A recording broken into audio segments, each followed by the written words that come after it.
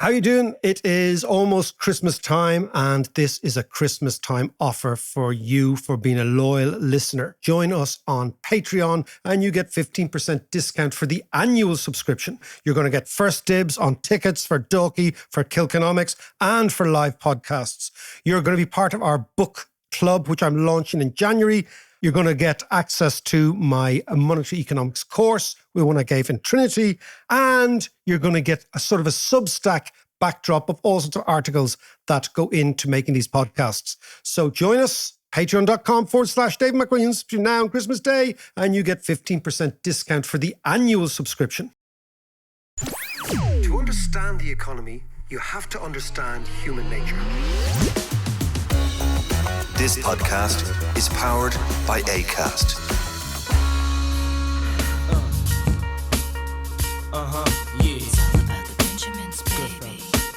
So John is here in his Snoop Dogg. Yeah. It's all about the Benjamins. John, we were going to be talking about Benjamin Franklin. We were going to be talking about the Benjamins. We were going to be talking we're going to talk about Bitcoin, and we're going to talk about crypto. Oh, because excellent. Just when you thought Bitcoin was dead and buried, it is back. And it is back. And it's up 160% since I decided it was all over. Well, let me just read you something. Oh, no. From a little while back. Let me just read you this. From June 22. This is David McWilliams in the dock. Court is now in session. David McWilliams says, Crypto's gone, man. Bitcoin is down at $27,000. It was up at $60,000. This is the slow death of a bullshit idea. And when I say a bullshit idea, it's not money. It's a speculative asset. If you buy Bitcoin, what you're buying is you are buying into an enterprise with no income. If you buy into an enterprise with no income, there is no return other than you expect the next guy to come through the door to pay you more for the token. David McWilliams, June 2022. What do you say What to do you that? say? Accused. Okay, we're going to talk today all about Bitcoin. Just so you know, Bitcoin in the last week or 10 days, John, is up 30%. Yes. Right? And a lot of people have said to me, particularly online, particularly the Bitcoin, the weekend warriors, the keyboard warriors, now explain that to me, right? Let's talk about Benjamin Franklin first. Okay. So Benjamin Franklin, he is the face of the $100 bill. And you heard It's all about Notorious. the Exactly. Yeah, exactly. Yeah. And I was reading something about Benjamin Franklin last night because I am reading at the moment something fantastic. And this has all got to do with maybe the misjudgment of things. I'm reading The Psychology of Human Misjudgment, which are the collected essays of Charlie Munger. Now, Charlie Munger was Warren Buffett's right-hand man who died at 100 years old, himself and Kissinger, last week. Now, Charlie Munger, incredibly brilliant writer, an amazing brain. He's quite a funny guy, wasn't he? Really funny, great sense of humor, really good sense of humor, right? And he is basically, or was, Buffett's right-hand man. And many people believe that you just don't get Buffett without Munger. The two of them were this brilliant combination. Everyone knows Buffett is the world's most successful investor. But what you have on the other side is Munger. And Munger and Buffett, amazingly, Munger worked for Buffett's granddad as a part-time worker in Buffett's granddad's shop in Nebraska. And the two of them are Midwesterners, that's sort of quite sober Midwesterners, very, very simple way of looking at the world, but very, very complicated way of looking at the world. And last week, a brilliant little book was published by Stripe Press. Stripe Press is the publication company, the book publisher associated with the Collison brothers, the owners of Stripe. Indeed, yeah. And the foreword of this was written by John Collison, who's been on the podcast.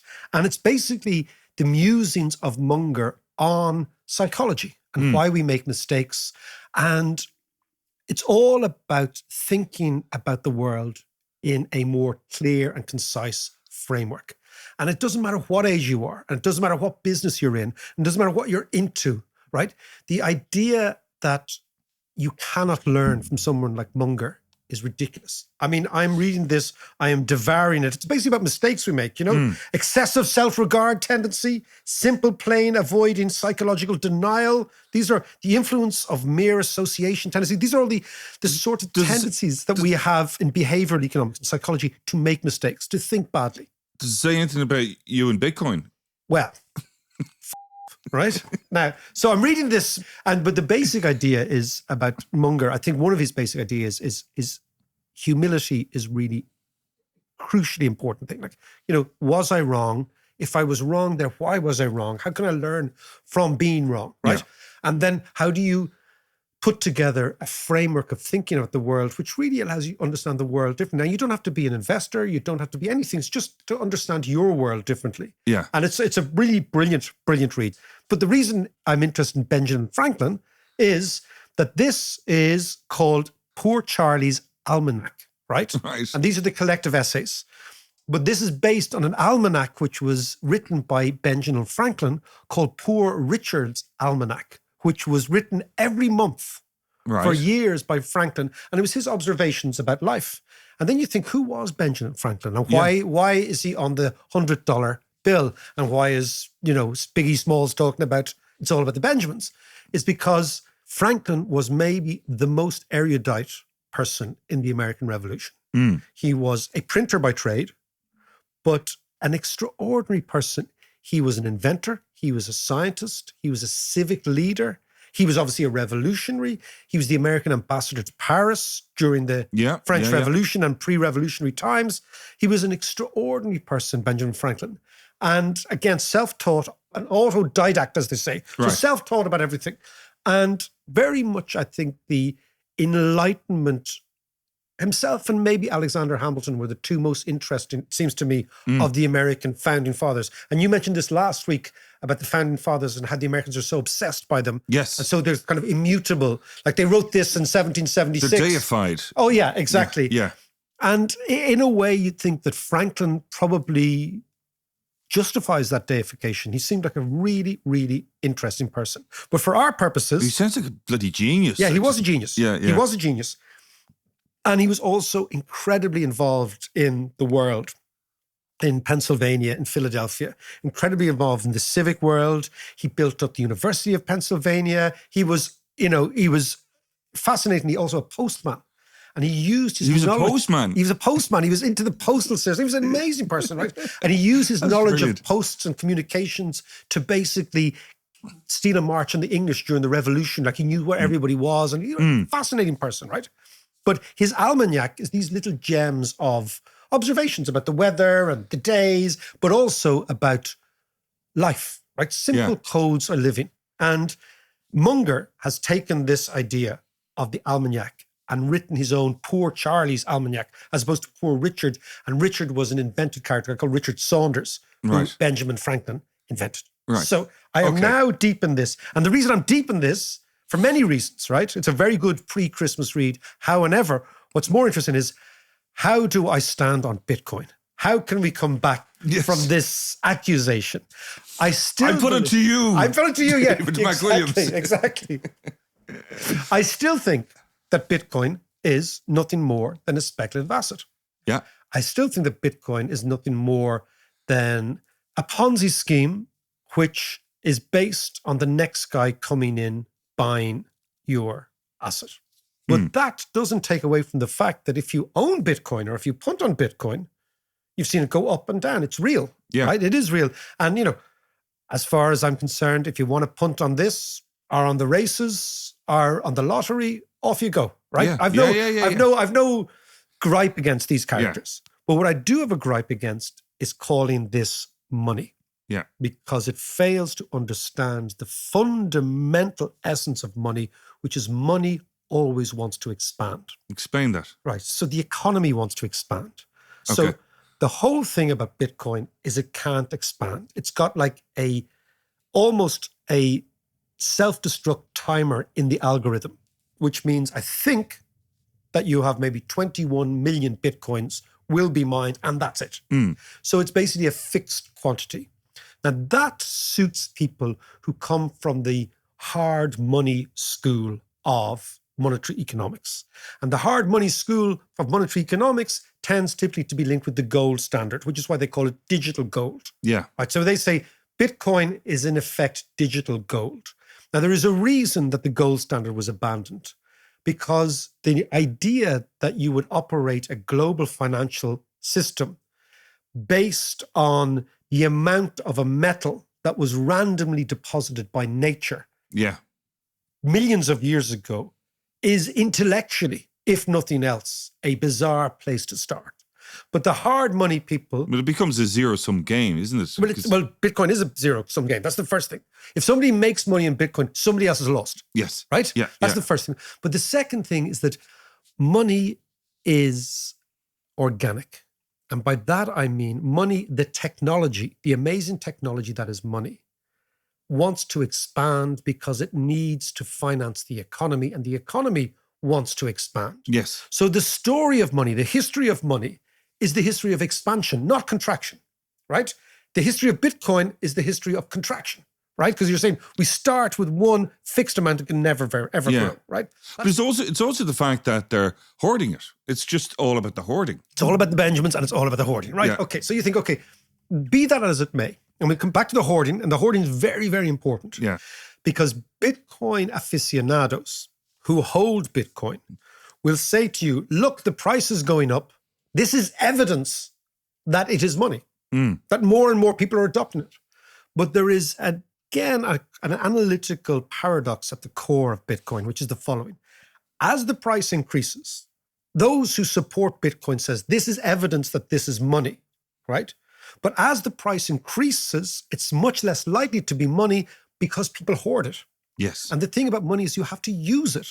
Money's magic is in its use. Yeah. So we go back to this idea that money is like language, that the more people who use money, the more useful it is. Why? Because money animates human endeavor. Human genius is animated by this bizarre technology called money. In the same way as we've said it before, Esperanto is allegedly a much more technically brilliant language than English. Because Esperanto is an invented language, and it's an invented language which is supposed to be very, very simple and very logically consistent. Yet nobody speaks it, or very, very few people speak it. Yeah. So its usefulness as a tool of communication is very, very limited. English, on the other hand, is this crazy language with lots of French in it, lots of German in it, lots of Spanish in it, lots of Latin influences. Why? Because it is an organic creature.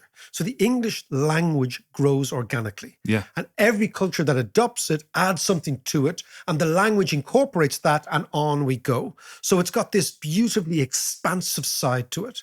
Now, the financial equivalent of the English language is the dollar, to come back to Benjamin. Yeah. Okay, all about the Benjamins, right? Yeah, yeah. Because the dollar is the standard. So in the same way as English is the global default language for people who don't speak each other's language, the dollar is the default currency for those who don't hold dollars, which is why copper is in dollars, commodities are in dollars, sugar, agriculture, all these products, oil, everything is priced in dollars because people understand it. As I've always said, the day I get into a taxi in a poor country and the taxi driver knows the exchange rate of the Argentinian peso or whatever, then I'll realize the world has shifted. Or, for example, the renminbi, right? Yes. I've never got into a taxi anywhere in the world where a fella says, I'll offer you a few renminbi for your euros there. Yeah. They'll always say dollars. And the reason they'll always say dollars is that it's the common international language, right? Which is why then you come on to the second idea of Bitcoin, that Bitcoin aficionados or supporters say, well, in time, Bitcoin is going to be the default global currency.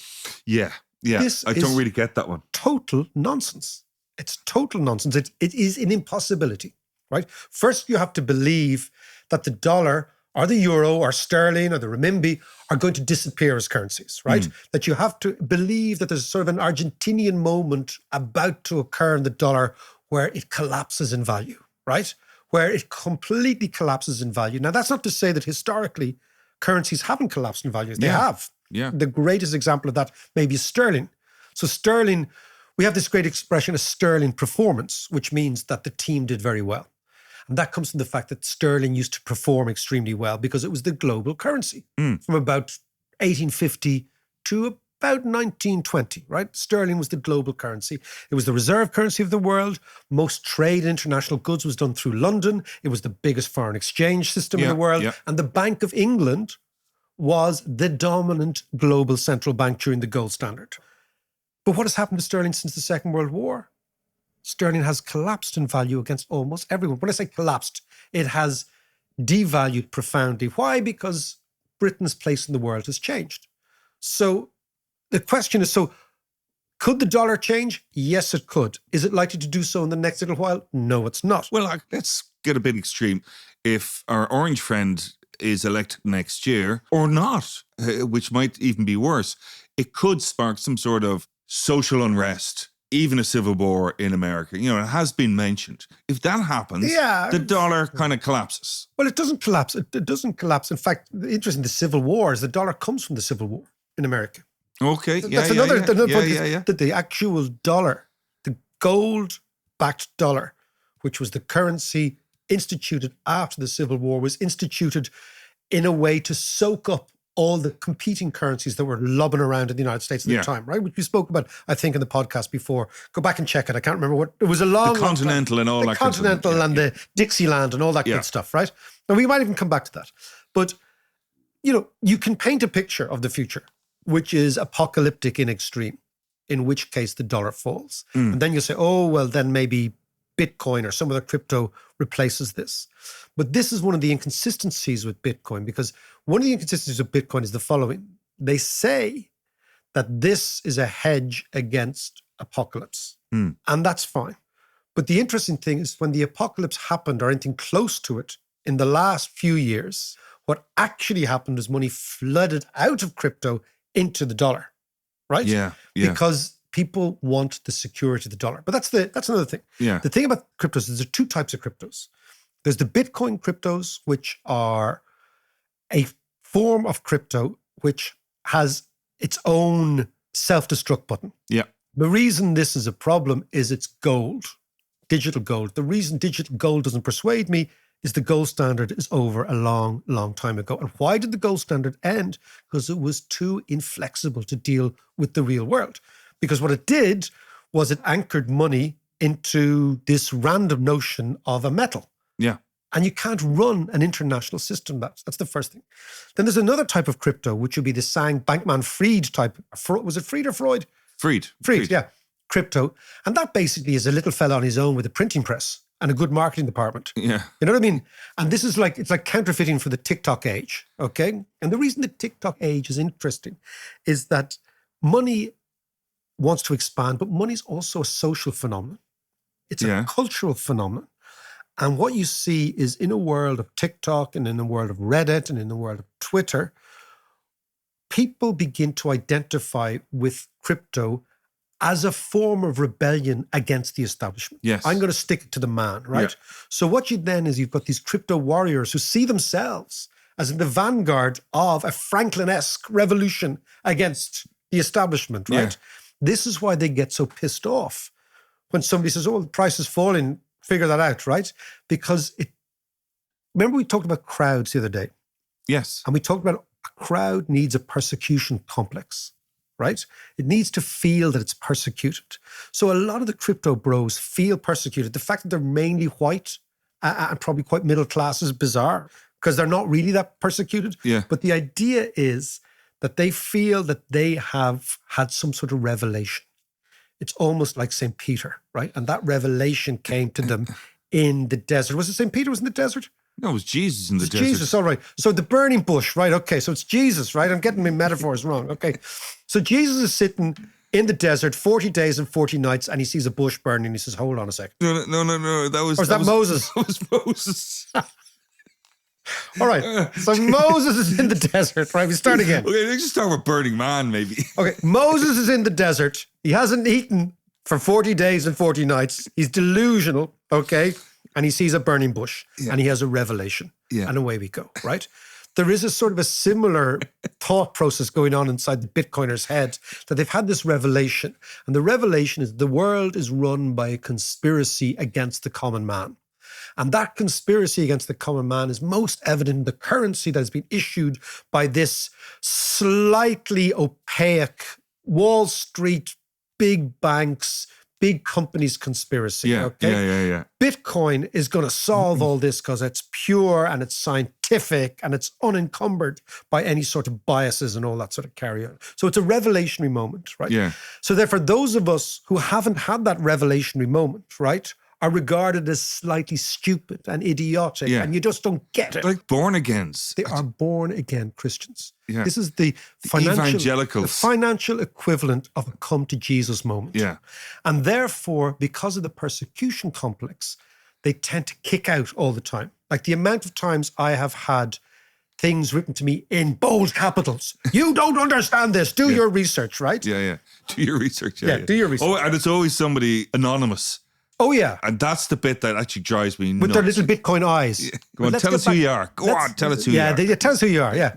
But so let's come back. But that doesn't take away from the fact that somebody's buying it, right? Sure. Somebody is buying it and somebody's persuaded. So you think, okay, why now?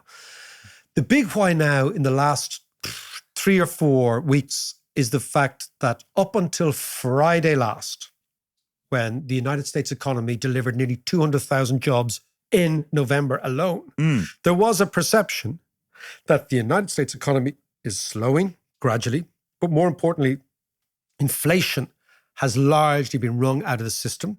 And as a result of that, the US are going to cut interest rates. Okay, that's the first thing. The second thing is the bond market has anticipated this and there's been a dramatic fall in bond yields. Now, why would this impact on crypto or on, for example, Bitcoin, is because Bitcoin offers no income. So it's entirely priced at the cost of capital. And if the cost of capital is falling, the price of Bitcoin can go up. So that's the first way, right? Then the second idea is, so it's been bought by retail investors, punters, right? Yeah. And that may well be the case. Then the second thing is, do you think, well, is it being bought by big banks? Is it being bought by big asset managers? Is it being bought by people who, for example, deploy money on behalf of people for their pensions? Now, it doesn't seem to me that this is the case. In fact, anytime I've heard people in the, to use that word, in the mainstream of finance, they're very, very sniffy about Bitcoin. And then you think, well, could it be central banks buying it? Could it be actual institutions buying Bitcoin because they think, well, maybe, the US isn't as stable as possible? Yeah. It could be. But again, I don't see much evidence of that. So I think what must be happening is there is a tightness in the market. There's not a lot of supply out there because as it keeps going up, people hoard. So the supply gets less and people are having a punt on it, which is fine. So I suppose the question is, who's buying it? Well, not just who's buying it, but what are they actually buying? Okay, well, we come back after the break. Indeed.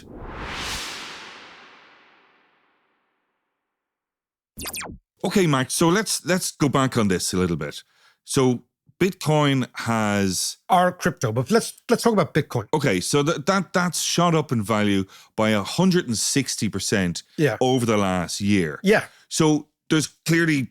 There's a demand there, yeah. And people are buying it. I'm wondering, who are these people who are buying it? Like, is there an increasing number of people buying it and getting into the crypto market? And what actually are they buying at the end of the day? Okay, well, I think it's an ugly competition. So, right. Okay. So if you imagine crypto to be who's the least ugly, okay? Right. You and I should go into this competition, right? The least so it's not a beauty competition. It's the opposite. Like a beauty competition, who's the most beautiful? Who's the least ugly, right? Right. So in the last 12 months, you have FTX collapsed. Yeah. Your man's going to prison. Yeah. Right? Binance, the other big crypto exchange, CZ, or CZ as he's called, the boss there. Yeah. He has fessed up to the federales in America and said, yes, I was actually... That's right. Yes, I saw that. Yeah, so they are now very ugly. So if you're obsessed by crypto, in the ugly space, two of the most previously beautiful creatures are now very ugly. Right? So the least ugly could well be Bitcoin. It's the oldest, it's the most widely held, and it has been less affected by these scandals. Why? because it has an algorithmic nature to it. Okay. So in the least ugly competition, Bitcoin has emerged at the least ugly. Doesn't mean the most beautiful, but the least ugly. Right. Okay. That's the first thing. But the second thing, what are you buying? I take issue with the idea of crypto assets, because an asset implies you have a future lien or charge on a real business or a going concern. So if, for example, you buy stock of a company, right? What it means is you own a little bit of a real thing. Yes. That real thing is the company. Yeah. And the value of that stock will be reflective of, or will reflect the profit margins of that company. Yeah. So what you're buying is you're actually buying a future charge on some real thing. Bitcoin, you're not. There's nothing there, right? Then if you buy, for example, a bond, what you're actually buying again is a charge on a real thing. If you, for example, buy an Irish government bond, it means that what you're buying is the underlying tax base of the country. Yeah. And it's predicated on how the country is managed, but ultimately there is a stream of income. And even in extreme situations, what you find is that funds that actually buy the distressed assets of very, very distressed countries can actually go after them. So, for example, there are American funds who have impounded planes of Nicaragua, impounded merchant navy ships of Argentina to get their money back, right? Yes. So, this is in the extreme. But what I'm saying is you're buying a going concern, and there is some part of that going concern that you own, right? And you're hoping that your capital is deployed, in the case of a share, to actually do something positive for the company. So that's what an asset is. That's how we understand an asset to be. Bitcoin is nothing. There's absolutely nothing there. Yes. All you're buying is capital gain. And therefore you're into the psychology of crowds, which is why I've been reading The Psychology of Human Misjudgment, right? Yes. And the psychology of crowds is what we spoke about the other day, that the crowd wants to expand. Remember we spoke about that? Yeah. The crowd needs direction. Yeah. The crowd needs leadership. And in the crowd, and this is the crucial thing, you lose your individual essence of yourself and you subsume yourself to this greater idea. And in the case of Bitcoin, a lot of the idea is sticking it to the man, right? That we're a part of this revolutionary movement and that there are some great efficiencies that we need to iron out. Now, what we actually know, I'll tell you what I did this morning, John, is I went on a site to see where could I spend Bitcoin in Ireland, right? Right. So let me just have a look at this. So, because I'm interested, because I can't understand how a token that you still can't buy a pint with is going to become the world's reserve currency. Yeah. I don't get this. So what I went on to was the Bitcoin, the BTC map. It's called btcmap.org. And that shows you all the places that you can buy and sell things with Bitcoin, real places. So we go into this, John, and I'm looking at drugs and guns, is it? Yeah, that's it. Yeah. My piece and my line's a banger. And that's the height of it. Okay. So look at this. So you go on this yoke here, right? There's 8 places in North Dublin. Right. 4 places in the city. And a couple of B&Bs. There's a B&B up here. No, that's not a B&B. There's a B&B in Tullamore called Boglands, the Rustic Hideaway. Nice. Yeah. There is a place, Athletic Therapy in Main Street, Howth. I don't know what that is. Right. We both need it, clearly, Athletic Therapy. And I'm looking down, and basically, you can buy fuck all with Bitcoin in this country, right? Now, maybe we're behind, but go on to the website, btcmap.org, and you will find where you can buy stuff with Bitcoins. And what you find is there's very, very few places in the world. Yeah. And almost nowhere in Ireland, right? So what are you buying? You're buying a promise. And the promise is based on the greater fool theory, that you're going to buy this stuff and somebody's going to come in and buy this stuff off you at a higher price. And as long as those people are coming in at the bottom, you can get out at the top. There's no other logic to it, as far as I can see. Now, unless I'm missing something huge, which is that the world is about to involve itself in an apocalyptic third world war type conflict. Even if that's the case, it's highly unlikely that something that's similar to gold will emerge as the standard. Why? Because I come back, the world is too complicated for the gold standard. It's too complicated. It needs financing. The economy is too voracious in its demand for money. Yeah. For money to be fixed to some notional idea. So when you take the whole thing together, the first thing to say is, am I completely wrong on its price? Absolutely. Should you have a punt on Bitcoin if you want? Go for it, whatever. But the idea that this is money is only propagated by people who have a profound misunderstanding of what money is. The key thing to understand about money is its value is not in its scarcity, but in its abundance. And this is an intellectually difficult thing to get your head around because we are told to think that things that are valuable are scarce. Things that are valuable are scarce if they are not part of a network. Money is part of a network. It's basically network economics, which is very, very different to other types of economics. The greater the network, the more people. The best way to think about money right now is think of social media. That money is like social media. What gives TikTok its value, or Twitter, and I know you've been very upset about Twitter of late, about X, right? I'm off Twitter. What gives it its value are the number of people who use it. A social media platform that nobody uses has no value. Yeah. A money that nobody uses has no value. A money, similarly, that has no users has absolutely no value. And a speculative asset that has no income, none at all. Yeah. And it's professed, it's not even saying we're going to give you something in the future, is predicated on a set of scenarios that appear to me to be totally and utterly outside the realm of normal human behavior. I could be wrong, which is why I'm reading The Psychology of Human Misjudgment. But wait till I finish the book and I'll come back and tell you. So that's our take on Bitcoin. I stand accused, John. You stand accused. Stand accused, guilty as charged. The jury is out now. Wait for them to come back. We'll talk to you next week.